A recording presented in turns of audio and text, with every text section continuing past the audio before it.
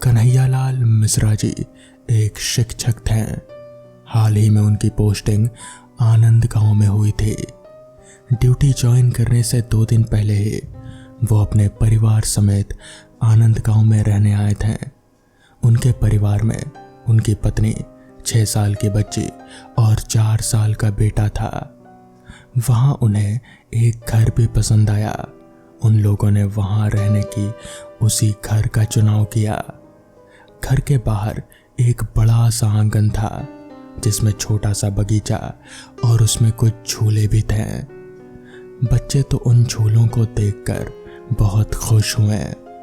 दिन भर वो दोनों उसी बगीचे में खेलते रहे। मिश्रा जी और उनकी पत्नी अपने घर में सामान ठीक करने में व्यस्त थे। पूरा दिन इसी तरह गुजरा और फिर सभी ने खाना खाया और वो लोग सो गए। रात में उनकी बच्ची प्यास लगने की वजह से उठी और किचन में जाकर पानी पीने लगी। किचन की एक खिड़की बगीचे की तरफ खुलती थी। किचन में जाते ही उसे झूलों के झूलने की आवाज आने लगी। रात के शांत माहौल में इस तरह की आवाज से वो बच्ची डर गई और पानी पिए बगैर ही जल्दी से कमरे में जाकर अपनी माँ को कसकर पकड़कर सो गई। अगले दिन उसने जब ये बात अपने माँ बाप को बताई तो उन्होंने ये कहकर टाल दिया कि हवा की वजह से झूले झूल रहे होंगे। बच्ची बहुत होशियार थी। उसे पता था कि उसके माँ बाप उसकी कही बात पर तब तक यकीन नहीं करेंगे जब तक कि वो खुद अपनी आंखों से देख ना लें। अब बच्ची रात होने का इंतजार करने लगी। जैसे ही रात हुई तो सब सो गए, लेकिन बच्ची अभी भी जाग ही रहे थे। अचानक से उसे झूलों के झूलने की आवाज आने लगी। बच्ची को डर तो लग रहा था, मगर उसे ये भी जानना था कि आखिर झूले हवा की वजह से हिल रहे हैं या फिर सच में कोई उनके झूलों पर झूला झूल रहा है। इतनी रात को भला कोई क्यों आएगा झूला झूलने? मगर उस बच्ची के मन में यही सवाल था। जैसे ही झूला झूलने की आवाजें आने लगी, वैसे ही उस बच्ची ने अपनी माँ को उठाया और उसे किचन में ले गई। वहां जाकर उसने अपनी माँ से कहा कि हमारे झूलों पर कोई झूल रहा है। माँ को पता था कि रात में हवा के चलते झूला झूलने की आवाज होती होगी, पर फिर भी बच्ची की तसल्ली के लिए उसने किचन की खिड़की खोली और दिखाया कि वहां कोई नहीं है। बच्ची को अब इस बात पर यकीन हो चुका था। वो पानी पीकर सोने के लिए कमरे में चली गई, लेकिन उसकी माँ को याद आया कि खिड़की खुली ही रह गई है। वो खिड़की बंद करने के लिए किचन में चली गई और खिड़की बंद करने लगी। तभी उसका ध्यान एक बार फिर झूले की ओर गया। झूले जोर जोर से झूल रहे थे, जबकि हवा भी बंद थी। वो देखकर मिसेस मिश्रा चौंक गई और अगले ही पल वो डर के मारे झटके से पीछे हो गई। आंगन के बगीचे में उन झूलों की तरफ से बच्चों के हंसने की आवाजें आ रही थी। अचानक से मिसेस मिश्रा को किसी के आने की आहट होने लगी। ऐसा लग रहा था कि कोई खिड़की की तरफ ही आ रहा है। मिसेस मिश्रा ने जल्दी से खिड़की बंद की और वहां से दौड़ती हुई कन्हैयालाल के पास जाकर उन्हें उठाने लगी। कन्हैयालाल उठे और मिसेस मिश्रा के कहे अनुसार आंगन में जाकर देखने लगे। बगीचे में कोई नहीं था, झूले भी नहीं झूल रहे थे। सब कुछ बिल्कुल नॉर्मल और शांत था। कन्हैयालाल झूले से एकदम पास जाकर खड़े हुए थे और उनकी पत्नी वहीं कुछ ही दूरी पर खड़ी थी। अचानक से एक झूला जोर से हिलता हुआ कन्हैयालाल को आकर लगा। ऐसा लगा कि जैसे किसी ने जानबूझकर धक्का दिया हो। और फिर रहस्यमय डरावनी हंसी की आवाज, और फिर साथ ही में एक और आवाज गूंजी, चले जाओ यहां से, ये हमारा घर है, ये झूले हमारे हैं, अगर नहीं गए तो तुम भी मरोगे। एक यही आवाज वहां पर गूंज रहे थे और फिर कुछ धुंधली सी आकृतियां वहां दिखने लगी। उससे ये पता चल रहा था कि वो आकृतियां बच्चों की थी। मिश्रा जी की पत्नी बहुत डर गई और कन्हैया लाल तो बेहोश होकर जमीन पर ही पड़े हुए थे। अगले दिन होश आने पर कन्हैया लाल मिश्रा ने अपने परिवार समेत वो घर छोड़ दिया और पूरे गांव में ये बात फैल गई कि वहां भूतिया झूले झूलते रहते हैं। तो दोस्तों, ये थी आज की पहली कहानी। तो चलिए बढ़ते हैं आज की दूसरी कहानी की ओर।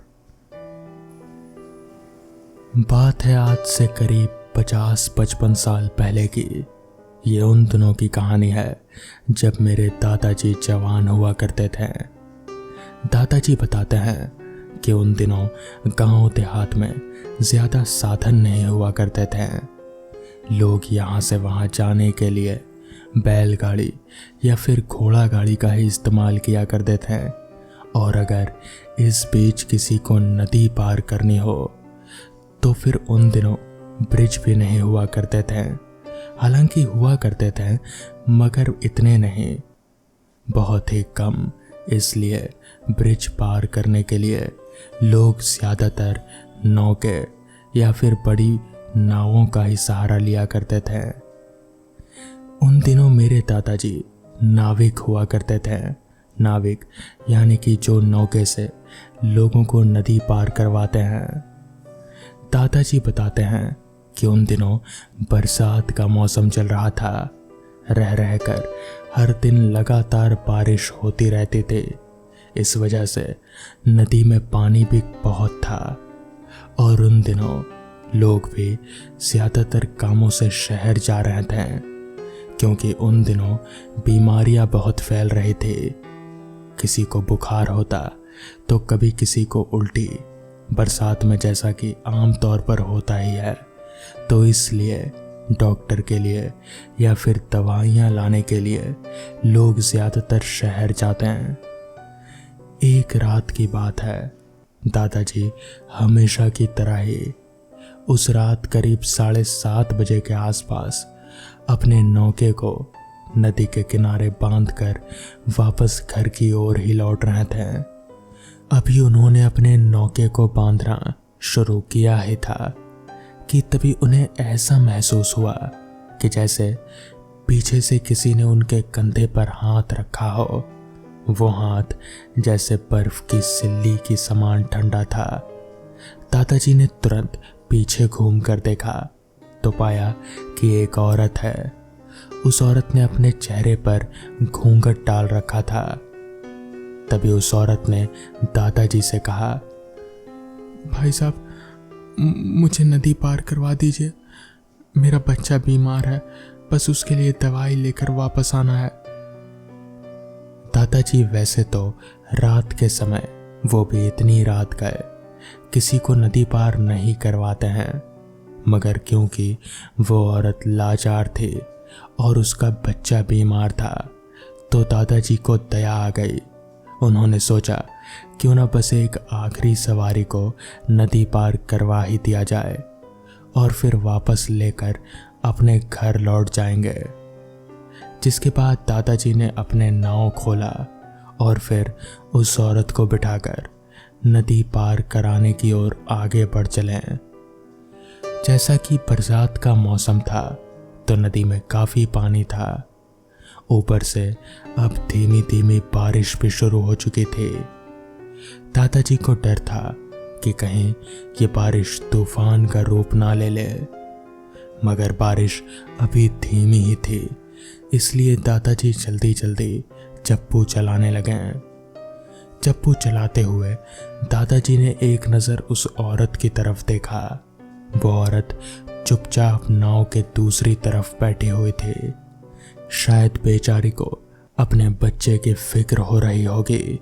ये सोचकर दादाजी ने जल्दी जल्दी हाथ चलाने शुरू कर दिए। जल्दी जल्दी चलते चलते दादाजी ने महसूस किया कि बारिश अब थोड़ी और भी ज्यादा तेज हो चुकी है। चलते चलते वापस से उनकी नज़र उस औरत की तरफ गई तो उन्होंने देखा कि उस औरत के चेहरे पर से अब घूंघट हट चुका है। शायद हवा की वजह से हट गया होगा और उस औरत को ध्यान नहीं रहा होगा। दादाजी ने उसके चेहरे को देखने की कोशिश की, मगर अंधेरा काफ़ी था, जिस वजह से दादाजी उसका चेहरा साफ तौर पर देख नहीं पा रहे थे। मगर वो इतना ज़रूर समझ पा रहे थे कि वो औरत बहुत ही गोरी चिट्टी है। उसका चेहरा जैसे उस अंधेरे में भी चमक सा रहा था। खैर, दादाजी ने चप्पू चलाते चलाते नाव को उस किनारे पर ले जाकर रोका और फिर उस औरत से कहा, यहाँ तो और कोई नाव दिख नहीं रही, आपको वापस उस पार जाना है क्या? तो इस पर उस औरत ने कहा, हाँ बस आप यहीं रुकिए, मैं भी कुछ ही देर में दवा लेकर आती हूँ। दादाजी ने अपना सिर हाँ में हिलाया। फिर वो औरत नाव से नीचे उतरकर शहर की तरफ दवा लाने चली गई। दादाजी ने इधर उधर देखा, वहां आसपास कोई नाव नहीं था, बिल्कुल सुनसान। बारिश भी अब थोड़ी थोड़ी तेज हो रहे थे। उन्हें डर था कि अगर बारिश बहुत ज़्यादा तेज हो गई तो फिर उन्हें सर बचाने के लिए कोई जगह ढूंढनी पड़ेगी, और यहाँ आसपास तो कोई घर भी नहीं दिख रहा, सिर्फ एक घाट है। खैर, कुछ ही देर में वो औरत वापस आ गई। उन्होंने वापस से दादाजी को चलने को कहा। दादाजी उस औरत को लिए वापस से अपने गांव की ओर चल दिए। इस बार ऐसा महसूस हो रहा था कि जैसे वो औरत थोड़ी अजीब सी लग रही हो। उसका चेहरा भी कुछ अजीब सा हो गया था। उसकी आंखें उस अंधेरे में भी जैसे चमक सी रहे थे। दादाजी को समझ नहीं आया कि आखिर ये कैसे हो सकता है। एक इंसान की आंख चमक कैसे सकती है? उस औरत की आंख धीरे धीरे लाल पर लाल होती जा रहे थे, जैसे कि लाल बत्ती जल रही हो। वो बत्ती की रोशनी, या फिर ऐसा कहें कि वो आंख की रोशनी इतनी तेज थी कि उसके सिर पर घूंघट होने के बावजूद भी उसकी आंख दादाजी साफ तौर पर देख पा रहे थे। दादाजी को अब कुछ ना कुछ गड़बड़ लगने लगी थी। उन्होंने जल्दी जल्दी अपने हाथ चलाने शुरू कर दिए। तभी उस औरत ने दादाजी से कहा, आपको डर नहीं लगता? इतनी रात गए आप नाव चलाते हैं? तो इस पर दादाजी ने कहा, नहीं, मुझे डर नहीं लगता। दादाजी कोशिश कर रहे थे कि जितना हो सके वो चुप रहें और उस औरत से बात करने की कोशिश ना करें, मगर वो औरत सवाल पर सवाल किए जा रहे थे और दादाजी बस हाँ हूँ में जवाब दे रहे थे। थोड़ी देर चलने के बाद नाव उस किनारे पर पहुंच गई। दादाजी ने उस औरत को उतरने को कहा। उस औरत ने नाव से उतरना शुरू किया। वो जैसे ही नाव से उतरने लगी तो इस घाट पर जहाँ पर नाव को बांधा जाता था वहाँ पर एक लालटेन जल रहे थे। दादाजी ने उस लालटेन की रोशनी में उस औरत के पैर देखे तो दादाजी के जैसे सर से पैर तक उनका पूरा शरीर कांप गया, क्योंकि उस औरत के दोनों पैर उल्टे थे, यानी कि पीछे की तरफ मुड़े हुए थे। मगर दादाजी ने उस औरत को ऐसा नहीं जताया कि वो उसके पैर देख चुके हैं। वो बस चुपचाप वापस से अपना नाव बांधते रहे। नाव बांधकर उन्होंने वापस पीछे पलट कर देखा। वो औरत वहां पर कहीं नहीं थे, मगर वहां पर दादाजी के पैसे नीचे जमीन पर पड़े हुए थे। दादाजी ने उन पैसों को भी नहीं उठाया। उन्होंने उन पैसों को वापस से नदी में फेंक दिया और फिर भागते हुए अपने घर पहुंच गए। आज करीब 12 सालों के बाद सोहन अपने गांव जा रहा था। रास्ते भर वो बस यही सोचता रहा कि गांव कितना बदल चुका होगा इतने सालों में। इतने सालों में कितने लोग बदल चुके होंगे, सबके चेहरे बदल गए होंगे। पता नहीं वो सोहन को पहचान भी पाएंगे या नहीं। सोहन शहर में रहने वाला एक ऑफिस का लड़का था। ऑफिस का लड़का यानी कि बस ऑफिस का काम और यहाँ वहाँ की कोई बात नहीं। बिल्कुल सीधा साधा अपने काम से काम रखने वाला लड़का। वो आज करीब 12 सालों के बाद अपने गांव जा रहा था, उसके दादाजी और दादी से मिलने। चाचा जी भी उसे बहुत प्यार करते थे। आज से करीब 12 साल पहले वो उन लोगों से मिला था। पता नहीं वो लोग उसे इस हालत में देखकर कैसे रिएक्ट करेंगे, बस यही सोचकर वो खुश हो रहा था और जल्दी से जल्दी अपने गांव पहुंच जाना चाहता था। ट्रेन रेंगती हुई धीमी रफ्तार में पटरियों पर आगे बढ़े जा रही थी। शायद कोई स्टेशन आने वाला था, मगर सोहन का स्टेशन तो अभी दूर था। ये सोचकर वो निश्चिंत होकर सीट पर सिर टिकाकर बैठ गया और आराम से खिड़की से आ रही ठंडी हवाओं का मजा लेने लगा। बोगी में उसके अलावा बस 1 या 2 लोग ही रहे होंगे, क्योंकि वक्त हो रहा था रात के 11:30 बजे का। हालांकि वो रात गए अपने गांव नहीं जाना चाहता था, मगर उसके पास कोई चारा भी नहीं था, क्योंकि बस इसी ट्रेन की सीटें खाली थी। बाकी सभी ट्रेनों की सीटें भरी हुई थी, तो यहीं उसे रिजर्वेशन मिल गया। और क्योंकि सफ़र दूर था तो रिजर्वेशन जरूरी ही था, इसलिए उसने यही ट्रेन चुना। वो जब तक अपने गांव पहुंचेगा तब तक शायद रात के 1-1:30 बज चुके होंगे। और ठीक वैसा ही हुआ। सोहन के सोचे हिसाब से वो रात के करीब 1:15 बजे अपने गांव के स्टेशन पर उतरा। रात काफ़ी हो चुकी थी। उस स्टेशन पर सोहन के अलावा और कोई नहीं उतरा था। उसने नज़र घुमाकर चारों तरफ देखा। उसके अलावा कोई इंसान तो दूर, एक कुत्ता तलक भी नज़र नहीं आ रहा था। स्टेशन पर रोशनी भी बहुत कम थी। ट्रेन करीब 1 मिनट ही वहीं पर रुकी होगी और फिर वो भी रेंगती हुई आगे बढ़ गई। अब उस पूरे स्टेशन पर सोहन के अलावा और कोई नहीं था। सोहन बस अकेला वहीं पर खड़ा खड़ा नज़ारों को देखे जा रहा था। तभी सोहन ने अपने मन ही मन में कहा, यार 12 सालों में तो कुछ भी नहीं बदला। ये स्टेशन आज भी रात में उतना ही खाली रहता है जितना 12 साल पहले हुआ करता था। पता नहीं गांव बदला होगा या नहीं। ये सोचकर सोहन वहीं पास ही में एक बेंच पर बैठ गया और थोड़ी देर सांस लेने लगा। उसने नज़र घुमाकर ठीक से देखा तो उसे कुछ भी नहीं दिखा। न कोई इंसान, न कोई चाय की दुकान, यहाँ तलक कि पानी का भी वहाँ पर कोई माध्यम नहीं था। उसे प्यास भी बहुत लग रहे थे। उसने सोचा कि इस स्टेशन से पहले बाहर निकले तो हो सकता है शायद कुछ मिल जाए, क्योंकि यहाँ तो कुछ मिलने वाला नहीं। जिसके बाद वो अपना बैग लेकर धीरे धीरे स्टेशन से बाहर निकलने लगा। वो स्टेशन से बाहर निकला तो उसका शक बिल्कुल सही निकला। स्टेशन के बाहर भी बिल्कुल वैसा ही सन्नाटा पसरा हुआ था जैसा कि अंदर। उसने मन ही मन सोचा, अब तो यहाँ कोई सवारी मिलने से रही। बस 2 किलोमीटर ही तो जाना है, क्यों ना पैदल ही निकल पड़ूं। वैसे भी मैं इस सुनसान स्टेशन में तो रात नहीं बिताना चाहता, तो पैदल ही निकल पड़ता हूँ। इतना कहकर वो पैदल ही अपना बैग लेकर अपने घर की ओर चल पड़ा।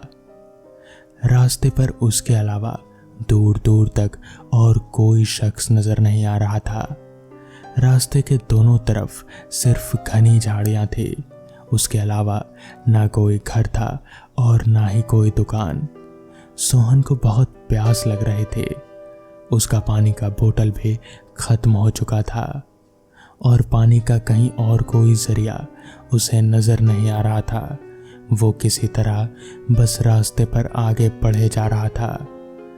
वो मन ही मन सोच रहा था कि अगर कोई घर भी दिख जाए तो कम से कम वो पानी मांगकर पी सकेगा। इसी तलाश में वो बस रास्ते पर आगे बढ़े जा रहा था। हालांकि कहीं ना कहीं कुछ कुछ चीजें उसे बदली हुई सी नजर आ रहे थे, इसलिए उसे डर था कि कहीं वो रास्ता ना भटक जाए, क्योंकि वो यहाँ आज से करीब 12 साल पहले आया था और 12 साल में याददाश्त कमज़ोर हो ही जाती है। जिसके बाद वो धीरे धीरे चलते हुए आगे बढ़ने लगा। अभी वो आगे बढ़ ही रहा था कि तभी उसे ऐसा महसूस हुआ कि जैसे कोई उसका पीछा कर रहा हो।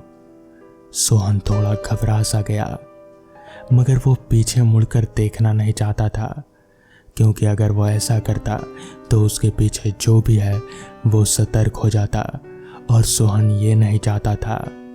उसे डर था कि कहीं कोई लुटेरा तो नहीं, इसलिए सोहन बस आराम से चलने की कोशिश कर रहा था और बस किसी तरह अपने डर को छुपाने की कोशिश कर रहा था। पीछे से वो कदमों की आवाज़ लगातार सोहन के कानों में आए जा रहे थे, मगर वो एक ही इंसान था। जो कोई भी था वो बस अकेला ही था। मगर सोहन को इस बात का डर था कि अगर उसके पास कोई हथियार हुआ तो। बस इसीलिए वो आगे बढ़ता रहा और पीछे मुड़ने की उसने कोशिश नहीं की। उसने अब अपने चलने की रफ्तार काफ़ी तेज कर दी, मगर वो पीछे जो कोई भी था वो भी सोहन का पीछा नहीं छोड़ रहा था। वो भी उसके पीछे पीछे आए जा रहा था। ये सिलसिला चलते हुए अब काफ़ी वक्त हो चला था।